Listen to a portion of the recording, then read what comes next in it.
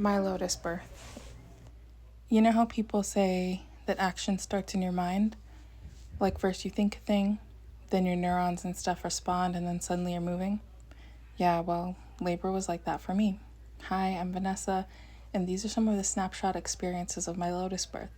I hope it can help new parents who are deciding on the kind of birth they want to have, and that it inspires you in the least. Cheers for listening. So when I was about 36 weeks pregnant, I went to visit a hospital that had birthing pools. My midwife agreement necessitated that I had a hospital on standby in case of emergency. The place I toured was really special and also had people on staff who had trained in South American belly massage in case the baby was upside down in the womb needing to be flipped. The water pools they had in their birthing suites were really extraordinary. The rooms were big and bright, and the feeling on the floor was overwhelmingly cheery. It was amazing to me that I had reached this point. I was having the baby without the father, and it was emotionally painful and exhausting, but ultimately a liberating experience. The loneliness hurt, though. In those rooms, I imagined all the dads who had been there while their partner gave birth to rub her back or hold her hand or just tell her how she was such a powerful member of the human race, doing the unimaginably divine thing of bringing forth life and how loved and respected she was, that kind of thing. It was a lot for me, and suddenly I couldn't wait to get out of there. While my mom beamed around the room, I just wanted to go home and take a nap.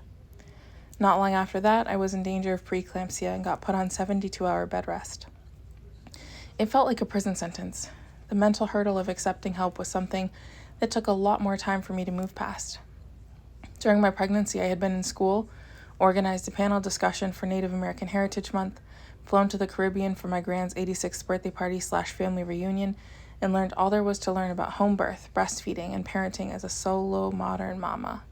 I also watched every episode of Keeping Up with the Kardashians on E! For the first time ever, decorated a nursery by myself, adopted 2 kittens from one of my midwives, and began to curate a new Instagram collection on mothering. I was one busy woman.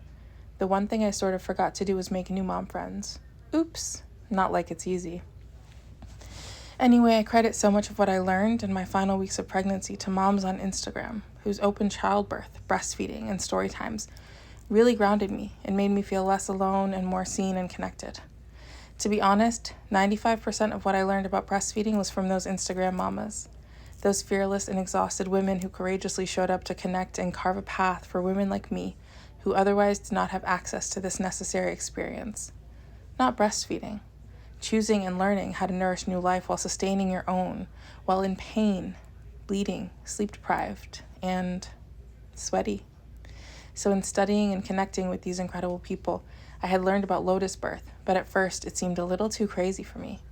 As I got closer to my due date, though, I realized that it actually wasn't crazy. It was a little scary how many choices I had, how much I was in charge of deciding for this brand new person. And then I focused in on a post about Lotus birth, and that's when I knew I was going to have one.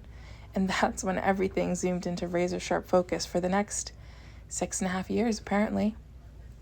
Birth is the ultimate creative act. And like with any creative act, you have to remain open for those pictures to flow through, or messages, or paintings, or whatever your medium of choice is. It's like once I made that choice, labor began soon after, and things just fell into place. I mentally went into labor, and the physical followed right after. This is not the time to share my birth story, again. So after giving birth to the placenta, I placed it in a colander and sent my brother out for dried herbs. He returned with lavender and salt, and I poured them onto the placenta. I didn't wash out the blood first, which you are definitely recommended to do. That thick whitish beige cord attached to my baby at the tummy was a beautiful reminder that both of us had a lot of help for the previous 10 months, and now that there would always be a part of my child that lived within me. The placenta dried out in a few hours, and it took 3 days for the cord to pop off. It was miraculous. It is an experience I'll have forever. One lovely benefit of a Lotus birth is that the umbilical cord remaining attached to the fetus, then infant, will allow the majority of stem cells and life-affirming blood to keep on flowing right into that tiny new life. Clamping the cord is just something that's commonly accepted. It's not necessarily the better way to do anything. I feel really glad to be the first person I know who has done this intimately powerful experience. One of my ancestors from Greece died in childbirth. She was 12 or 13. Not long before my birth, my aunt told me severely, "We didn't come here so we could die in childbirth. You're being selfish." It landed with me deeply. I commended her for having the courage to tell me this to my face, as it was clear it was something so many people were discussing behind my back. I thought of this ancestor a lot during labor, and it was with profound pride that I shouted during my rolling contractions, knowing that we would, make it through my longest night. Just before I began to push, my mom started panicking and threatening to call the ambulance, which would undo not only this night of work, but the 10 months of preparation and reading and, well, everything. I grabbed my aunt by the wrist and told her to talk to my mom and talk her down before rushing to the bathroom for a moment of quiet calm to figure out what to do next. The beauty of birth is that there's not much figuring to do. You just have to keep going. My midwife came in and mentioned something about needing to knock my mom out. I pictured the two of them brawling on the living room floor, took a deep breath, and went back to face my fate. I sat by the fire gazing into the flames before going back into my birthing tub, and as I watched the sunrise, I knew I had been given this baby and this experience for a reason. My journey was hard and scary at times, not always able to see in front of me since I was carving a path that no one in my family had yet been on, and it was beautiful and vulnerable and powerful too. After the sun came up, my second midwife walked in with a coffee, and her presence sort of allowed my body to release just enough for those contractions to reach their zenith. It wasn't right or what I planned on. I wasn't in my birthing pool. I was lying on a chaise lounge with one leg in the air, but it was time for my kid to leave that amniotic nest and be introduced to oxygen in a new way for the very first time.